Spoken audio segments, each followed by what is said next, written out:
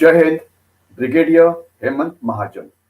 काल शिवजयंती मोठ्या उत्साहाने पूर्ण महाराष्ट्रामध्ये साजरी करण्यात आली. प्रत्येक गावामध्ये वेगवेगळ्या प्रकारचे कार्यक्रम झाले आणि ज्यामध्ये शिवनेरी जे छत्रपतींचं जन्मस्थान होतं तिथे एक मोठा कार्यक्रम झाला. पुण्यामध्ये अनेक ठिकाणी मोठे कार्यक्रम झाले. त्याच्याशिवाय महाराष्ट्रातल्या अनेक शहरांमध्ये कार्यक्रम झाले. आज त्या कार्यक्रमाच्या निमित्ताने मी छत्रपती शिवाजी महाराजांचं जी रणनीती होती, त्यांचा जो गनिमी कावा होता, त्यांची जी लढण्याची पद्धत होती, त्याविषयी बोलण्याचा प्रयत्न करेन. पहिले लक्षात असं असायला पाहिजे, की छत्रपतींच्या रणनीतीविषयी आपण ज्यावेळेला बोलतो, त्यावेळेला त्या वेळेला महाराष्ट्रामध्ये परिस्थिती कशी होती, यावरती आपण विचार करायला पाहिजे. याशिवाय महाराष्ट्राचा भूगोल किंवा भौगोलिक स्थान कसं होतं, हे आपण बघायला पाहिजे. याशिवाय मोगलांचं सैन्य जे होतं, त्यांचं पायदळ कसं होतं, त्यांचं घोडदळ कसं होतं, त्यांची हत्ती, उंट आणि तोफखाना हा कसा आणला जायचा, किल्ल्याचं ते कसे रक्षण करायचे, स्वतःचं कसे रक्षण करायचे, याविषयी आपण पहिले एक विश्लेषण करायला पाहिजे. त्याच्यानंतर जे सैन्य छत्रपती शिवाजी महाराजांनी तयार केलं, ते कसं होतं, त्याविषयी आपण बोलायला पाहिजे. त्या सैन्याची ताकद काय होती, त्यांचं वैशिष्ट्य काय होतं, लढण्याची पद्धती ज्याला गनिमी कावा असं म्हटलं जातं, ती कशी होती, याच्याविषयी आपण बोलायला पाहिजे. त्याच्याशिवाय जे विविध त्यांनी लढाया केल्या, मग तो अफजल खानाचा वध असो, की कोंढाणावरती हल्ला असो, की बाजीप्रभू देशपांड्यांनी लढवलेली पावनखिंड असो, याविषयी आपण बोलायला पाहिजे. तर या सगळ्या गोष्टींचं आपण विश्लेषण करण्याचा प्रयत्न करू. सर्वात पहिले आपण बघूया, की जे मोगल होते, त्यांचं सैन्य हे कसं होतं. लक्षात असावं, की मोगल हे सैन्य अतिशय सामर्थ्यवान होतं. त्यांची संख्या लाखोंमध्ये होती आणि अनेक वर्ष राज्य केल्यामुळे ते हळूहळू आळशी, लालसी आणि अत्याचार करणारे बनले होते. त्यांची भाडोत्री सैनिकांची जी संख्या होती, ती वाढत होती. त्यामुळे एकमेकाशी असलेली त्यांची विचारसरणी, त्यांचे संबंध हे फारसे चांगले नव्हते आणि रक्षण करण्याकरता त्यांचं खूपच सैन्य वापरलं जायचं. मग ते रक्षण औरंगजेबाचं असो, की वेगवेगळ्या सरदारांचं असो, की त्यांच्या वेगवेगळ्या सुबांचं असो. त्यामुळे लढाई करता, आक्रमक लढाई करता त्यांना 50 ते 60,000 एवढंच फक्त सैन्य हे मिळायचं. त्याच्या तुलनेमध्ये मराठा सैनिक होते, अतिशय चपळ होते, गनिमी काव्याचा वापर करायचा, अतिशय त्यांचं पायदळ हे मोठं होतं. त्याच्याशिवाय त्यांचं जे घोडदळ होतं, त्याचा वापर आक्रमक कारवाई करता केला जायचा.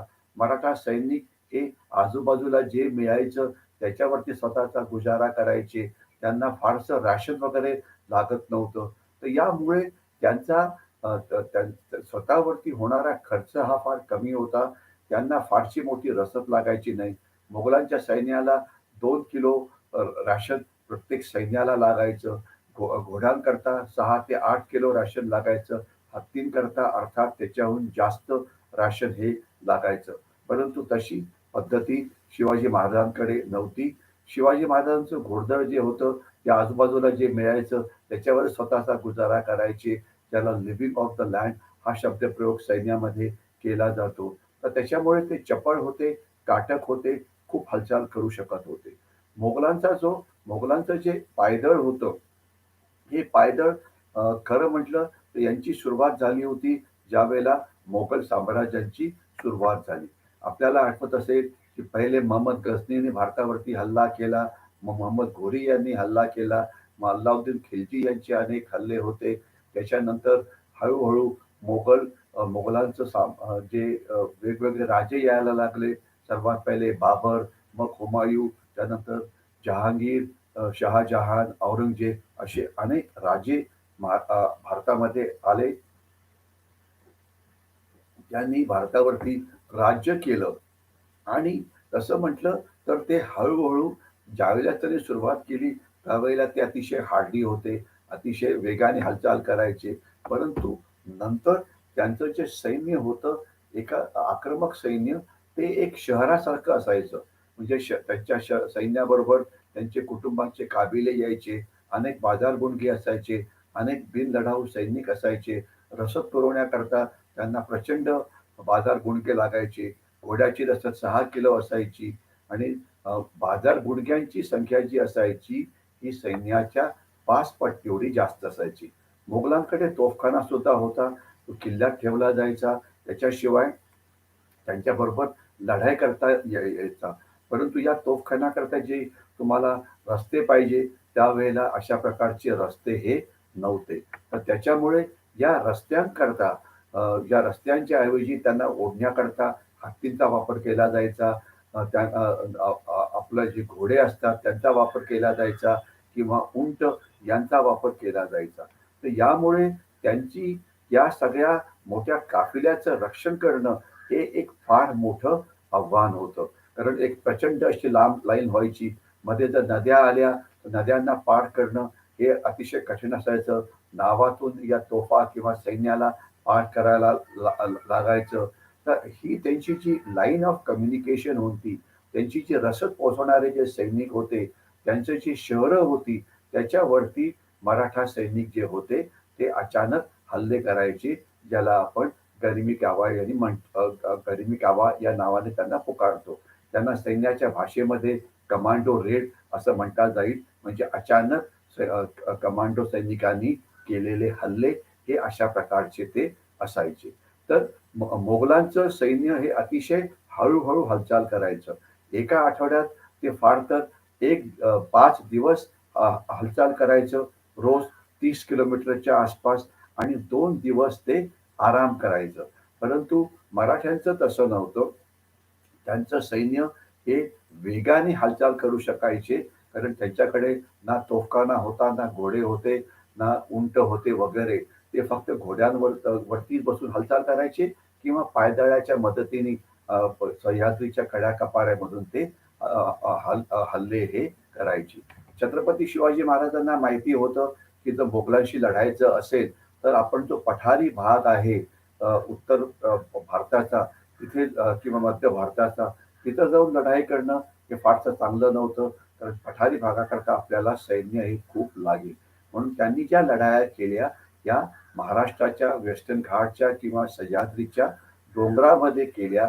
ज्या कड्या कपाऱ्याची त्यांना खूप माहिती होती. अचानक कुठनं हल्ला करायचा, कुठे लपायचं, कुठून यायचं हे सगळं त्यांना म्हणजे तिथल्या ज्या पाऊल वाटा वगैरे होत्या, हे सगळं त्यांना अतिशय चांगल्या पद्धतीने माहिती होतं. परंतु मोगल जे यायचे त्यांना या प्रकारची जी माहिती असायची, ती माहिती त्यांना नव्हती. याच्याशिवाय मोगल जे त्यांचं जे रसद होती त्याकरता त्यांना खूप लागायचं. लढाईचा दिवस कोण ठरवायचं? तर लढाईचा दिवस ज्योतिषी शास्त्राच्या आधारावरती तो निश्चित केला जायचा. जर सैनिक जखमी झाले तर त्यांना काय असायचं? सैनिक जखमी झाले तर त्यांच्याकरता हाकीम वगैरेची व्यवस्था असायची, परंतु ती कमी व्हायची. त्याच्या उलट मराठा जे सैन्य होतं ते अतिशय चपळ होतं आणि हल्ले करायचे आणि गनिमी काव्याचा वापर करायचं, याच्याविषयी मी बोललेलोच आहे. याच्याशिवाय मोगलांची एक पद्धती जी असायची, त्याला आपण त्यांचे युद्धाचे डावपेच म्हणायचो, की ते जे किल्ल्यावरती कब्जा करायचे, ते लबाडे करून धूर्तपणा वापरून ते किल्ले कॅप्चर करायचा ते प्रयत्न करायचे. किल्ल्याला चारी बाजूनी वेढा घातला जायचा.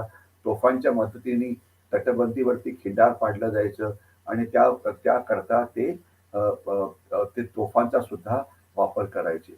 आपल्याला आठवत असेल की पूर्ण किल्ल्याला वेढा घातला की याच्यामुळे किल्ल्याची रसद तुटायची, ज्यामुळे किल्ल्याच्या आतल्या सैनिकांना लढण्याशिवाय म्हणजे त्यांची कठीण परिस्थिती निर्माण व्हायची. आपल्याला आठवत असेल की मोगलांनी ज्या वेळेला पुरंदरचा किल्ला कब्जा केला होता, त्याकरता त्यांना 4 महिने एवढा वेळ लागला होता. मात्र ज्यावेळेला मराठा सरदार किल्ल्यांवरती हल्ले करायचे, तर तो एका रात्रीमध्ये केला जायचा.